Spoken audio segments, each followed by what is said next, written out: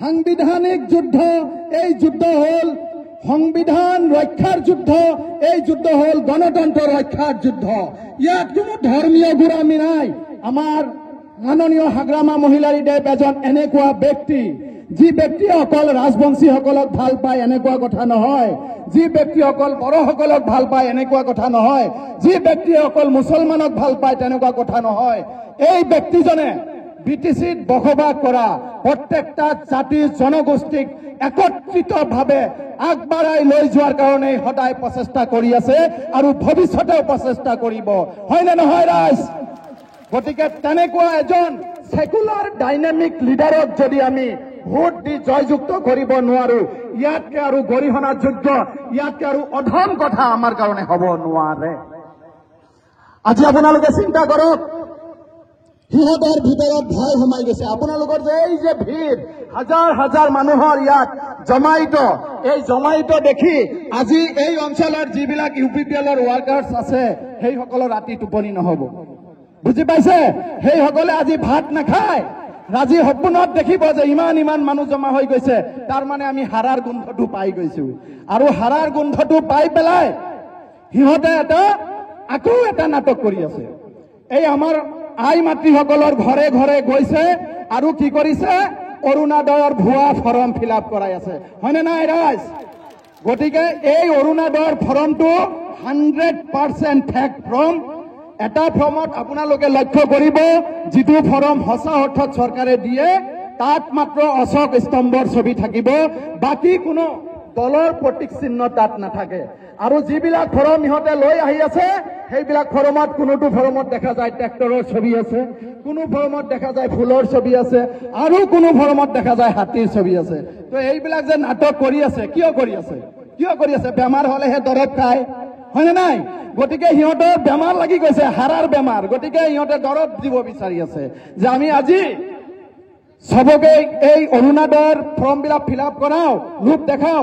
হয়তো আমাৰ মহিলাবিলাক অবলা, অলপ কম বুজে, মহিলা অলপতে পতি যায়, গতিকে ইহঁতক আমি পতাও, ভোটবিলাক আমি লৈ ল'ম। তো এটা কথা সাৱধান কৰি দিছো আপোনালোকক, আপোনালোকৰ ওচৰত যদি তেনেকুৱা ধৰণৰ ফৰ্ম লৈ কোনোবাই আহে, আপোনালোকে ধৰি পিছফালে হাত দুটা বান্ধি থৈ দিব আৰু পুলিচক খবৰ দিব, পুলিচে সেই বিহিত ব্যৱস্থা ল'ব, মই কৈ দিছো।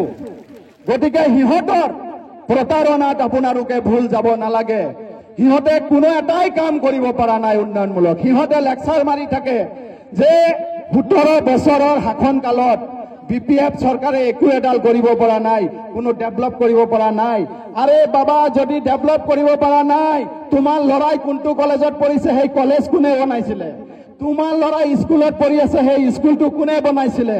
তোমাৰ ঘৰত বেমাৰ হলে হস্পিটেলত গৈছে সেই হস্পিটেল কোনে বনাইছিলে?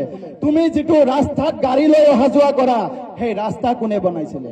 লাষ্ট কথাটো হ'ল, তুমি য'ত বহি লেকচাৰ মাৰি থাকা অফিচখনত সেই সেক্ৰেটাৰিয়েট অফিচ কোনে বনাইছিলে? কোনে বনাইছিলে ৰাইজ? হাগ্ৰামা মহিলাৰীদেৱে বনাইছিলে। গতিকে মই বনাই দিয়া বিল্ডিঙত কোনোবাই আহি থাকিব আৰু লেকচাৰ মাৰিব, মই মনে মনে বহি থাকিম, তেনেকুৱা নহয়। গতিকে আমাৰ এই সিংহৰ নিচিনা প্ৰবল শক্তিমান আমাৰ মাননীয় হাগ্ৰামা মহিলাৰীদেৱো বহি থকা নাই, আৰু আগতকে 10 গুণ বেছি শক্তি লৈ আপোনালোকৰ সন্মুখত আহিছে আৰু প্ৰমাণ কৰি দিছে আপোনালোকে যে অহা 7 তাৰিখত মাননীয় খাম্ফা বৰগাড়ী চাহাব বিপুল ভোটত জয়যুক্ত হ'ব। অকল জয়যুক্ত নহয়, বিপুল। গৈছো যে এই যিটো আমাৰ যুদ্ধ, এই যুদ্ধটো আমাক BTC বচোৱাৰ যুদ্ধ। BTC খনক বচাব লাগিব। BTC খন বাচিলেহে BTCৰ নাগৰিকসকল বাচিব, হয়নে নহয়? এই BTC বচোৱাৰ স্বাৰ্থত আপোনালোকে আপোনালোকৰ মূল্যৱান ভোট যাতে ভুল ক্ৰমতো বেলেগ জেগাত নপৰে। আৰু এটা লাকি কথা হ'ল কি জানে? আমাৰ এইবাৰ এই ভোটৰ যিটো প্ৰতীক চিহ্ন, এই চিহ্নটোৰ নাম্বাৰ আমাৰ 1 নম্বৰত পৰিছে, বুজি পাইছে? 1 নম্বৰত পৰিছে। আপোনালোকে যে ভোট দিবলৈ যাব, সোমাব, লিষ্টটো দেখিব, প্ৰথম নম্বৰতেই হাগ্ৰামা মহিলাদেৱৰ নেতৃত্বত BPFৰ যিটো প্ৰতীক চিহ্ন নাংগল, সেই নাংগলটোকে পাব। আচলতে যদি ভগৱানে দিয়ে তেতিয়াহ'লে কোনে নিয়ে, হয়নে নহয়? ভগৱানে যদি দিয়ে কোনে নিয়ে? কোনেও নিব নোৱাৰে। সেইকাৰণে চাওক, ভাগ্যৰ লিখন চাওক, 1 নম্বৰ লিষ্টত নাঙলৰ চিহ্ন আহি গৈছে, বুজি পাইছে? তাৰ মানে আমি যে 1 নম্বৰতে থাকিম, আপোনালোকে আমি সবে মিলি 1 নম্বৰতে থাকিম। গতিকে ভগৱানেও ইচ্ছাকৃতভাৱে তাত 1 নম্বৰ শব্দটো বহাই দিছে, বুজি পাইছে? আৰু এটা কথা আপোনালোকক মই কৈ দিওঁ শুনক, আপোনালোকে যেতিয়া ভোটাধিকাৰ সাব্যস্ত কৰিবলৈ ভিতৰত যাব, আপোনালোকে যেতিয়া বটনটো দবাব, তাত লগালগ আপোনালোকে গুচি নাহিব। 3 পৰা 5 ছেকেণ্ড সময় আপোনালোকে তাত ৰ'ব। প্ৰথমতে চাব ভোট য'ত দিছে আপোনালোকে তাৰ ছাইডত এটা লাইট জ্বলিব, গ্ৰীণ লাইট। সেই গ্ৰীণ লাইটটো নাঙলৰ চিহ্নতে জ্বলিছে নে ফুলৰ চিহ্নতে জ্বলিল নে হাতৰ চিহ্নতে জ্বলিল, ক'ত জ্বলিল? যদি আপোনালোকে দেখিছে যে বেলেগ কোনো এটা লাইট জ্বলিছে বেলেগ এটা প্ৰতীক চিহ্নত, লগালগ আপোনালোকে তাত যিবিলাক অফিচাৰ থাকিব সিহঁতক জনাব যে এতিয়া ভোট দিয়া বন্ধ, ইয়াত আমি বিজ্যুতি পাইছো, ইয়াত ডিষ্টাৰ্ব হৈ আছে, লগালগ ভোট বন্ধ হৈ যাব। আৰু এটা বস্তু লক্ষ্য কৰিব আপোনালোকে, ভোট দিয়াৰ পিছত 3 ছেকেণ্ড সময়ৰ ভিতৰত তাত এটা স্ক্ৰীন থাকিব মোবাইলৰ নিচিনা।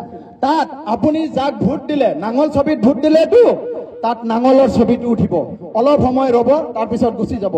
যদি আপোনালোকে দেখিছে যে নাঙলৰ ছবি আহিছে, তেতিয়াহ'লে আপোনালোকে যাক কাষ্টিং কৰিছে, যাক ভোট কৰিছে সঠিক আছে। আৰু যদি দেখিছে আপুনি নাঙলত ভোট দিলে চিহ্ন ওলাইছে ফুলৰ, তেতিয়া আপোনালোকে হাল্লা কৰি দিব। হাল্লা কৰি দিয়াৰ লগে লগে ভোট বন্ধ হৈ যাব। মহিলা য'ত ওলাই আহে অগ্নি দেৱতায়ো তাত হাৰি যায়, বুজি পাইছে?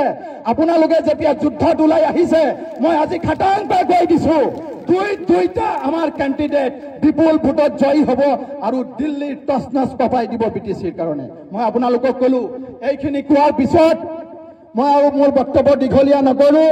লাষ্টত এটাই কথা কম যে আমাৰ মাননীয় হাগ্ৰামা মহিলাৰী দেৱৰ কাৰণে আপোনালোকে মোৰ লগত 2টা শ্লোগান দিব লাগিব। আৰু এই শ্লোগানৰ শব্দ যিটো সাউণ্ড, এই সাউণ্ডটো এই অঞ্চলৰ UPPLৰ প্ৰত্যেকটা কৰ্মকৰ্তাৰ কাণত যাব লাগিব, প্ৰমোদ বৰৰ কাণত যাব লাগিব। ৰেডি আছে আপোনালোকে? হাগ্ৰামা মহিলাৰী জিন্দাবাদ, হাগ্ৰামা মহিলাৰী জিন্দাবাদ, হাগ্ৰামা মহিলাৰী জিন্দাবাদ, হাগ্ৰামা মহিলাৰী জিন্দাবাদ, খাম্পা বৰদাৰী জিন্দাবাদ, খাম্পা বৰদাৰী জিন্দাবাদ। BPF long live, BPF long live, BPF এইবাৰ জিকিছে, BPF এইবাৰ জিকিবই। ধন্যবাদ, থেংক ইউ। মই মোৰ